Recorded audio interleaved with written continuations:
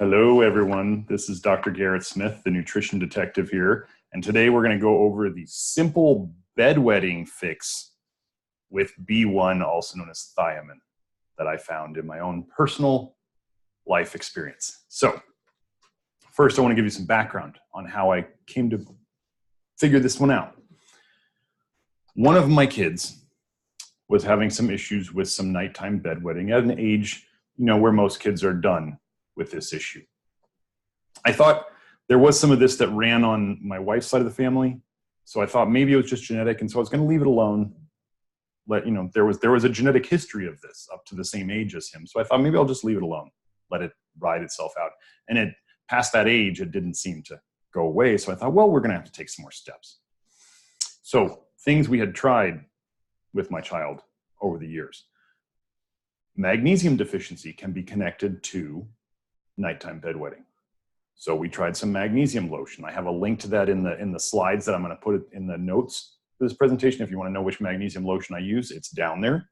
We would just, with our kids, we would cover their back with magnesium lotion before they went to bed. It helps them sleep.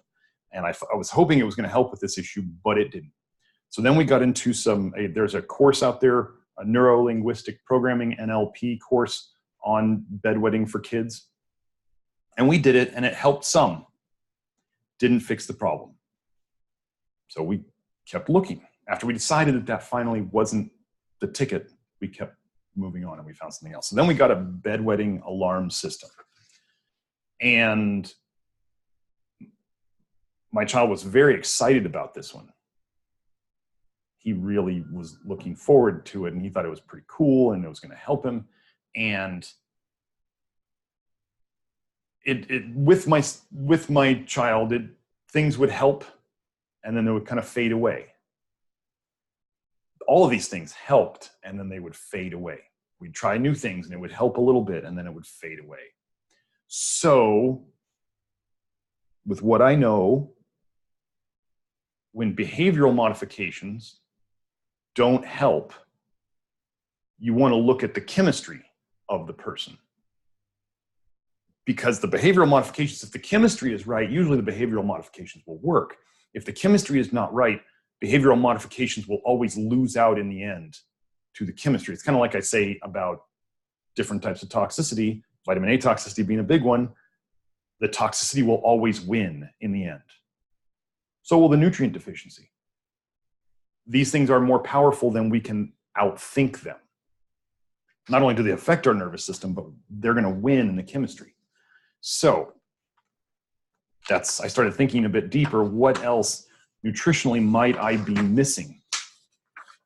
So then I got into B1, and I started learning a ton more about this epidemic level deficiency that is going on, particularly in the Western world. I recalled from what I'd learned about B1 deficiency that the symptom of frequent nighttime urination went along with B1 deficiency. And I thought, wasn't that bedwetting in kids? Isn't that just frequent nighttime urination? I mean, they're just not getting out of bed to go to the bathroom. So I got around to, I thought, I'm going to order some liquid B1. So I went looking, found some liquid B1, and ordered it. Also, I did know that B1 is very critical in magnesium metabolism and vice versa. Well, I've been doing the magnesium one, which I do suggest. Kids are deficient in magnesium. They tend to do great with extra magnesium. But here's a couple papers that I found about that connection. So we have aggravation of thiamine deficiency by magnesium depletion, a case report, and thiamine and magnesium deficiencies, keys to disease, from the worldwide expert in thiamine deficiency, Dr. Lonsdale. And that's a review paper in Medical Hypotheses. So I've been dealing with the magnesium. I just needed to get on the B1 part of it. I hadn't done that yet. Well, you want to know what depletes thiamine extremely well that kids tend to have problems with eating too much of? Processed carbohydrates. White flour, white sugar, and any other type of refined carbohydrate that you can think of. those deplete thiamine massively. You need to use thiamine to metabolize carbohydrates. And when you bring in carbohydrates that do not bring their own thiamine B1 with them, you deplete it even further. So kids tend to have issues with white flour and white sugar, right? Another thing that goes along with thiamine deficiency is craving sugar. So you have a vicious cycle of craving sugar, sugar depleting B1, which then makes the deficiency worse. You crave more sugar, and it just keeps going on and on. So kids, thiamine deficiency, frequent nighttime urination as bedwetting. I thought, we'll give it a try. Ordered some. What happened when we gave thiamine to my child? It was quite drastic. So before we gave the B1, the record in one night, and I'm the nighttime guy, so this was very important to me. The record for number of bedwettings in one night was 4 times in a night. I got up 4 times one night to help. Once in a while, I will say this, we were moving somewhere. I mean, we were getting 1 dry bed a month. So sometimes it would be, you know, the bedwetting would happen right before my child woke up. So we were getting there, but there were still good nights and bad nights. Actually, we just had a new record where my child kind of saw the pattern. I told him about the pattern because that's what I see as patterns. Whenever there was a shower or a bath at night, that was a definite bedwetting night. Always. Guaranteed. So now that we have the thiamine on board, we've had it on board for about a month, dry nights ever since. Well, let me back up. Ever since the first night we introduced the B1, there has not been a single night with bedwetting. Not a single night. So we went from 2 to 3 times a night normally. 4 is the record. Once in a while, once a month, we get a dry night, to done. And last night was a big night because my child took a bath last night. Didn't want to do it. Didn't want to break his streak. Broke the streak. So this is really powerful stuff here. So what did I use? The liquid thiamine I used is Herb Science liquid vitamin B1. It is a thiamine mononitrate. It's 6 milligrams per dropper full. And if you don't know what a dropper full is, this is an important term to learn. A dropper full does not mean that the whole, when you have an eyedropper, you know, in a bottle, it does not mean the whole dropper full is full. It means it's 1 squeeze of the bulb. Squeeze it in the liquid, let it go. It's only going to come up usually, you know, maybe halfway in the dropper. That is what a dropper full is. Okay? It's not all the way up. So don't get that confused and give way too much. So it's 6 milligrams per dropper full. Other ingredients in it are glycerin and water. I make nothing from this company. I'm a customer of theirs just like you are. Just so you know, in terms of dosing, the RDA for children 4 to 8 years old is 0.6 milligrams per day. This has 6 milligrams per dropper full, and that's what I gave my child. So this is 1,000% of the RDA. This is 10 times the RDA. Okay.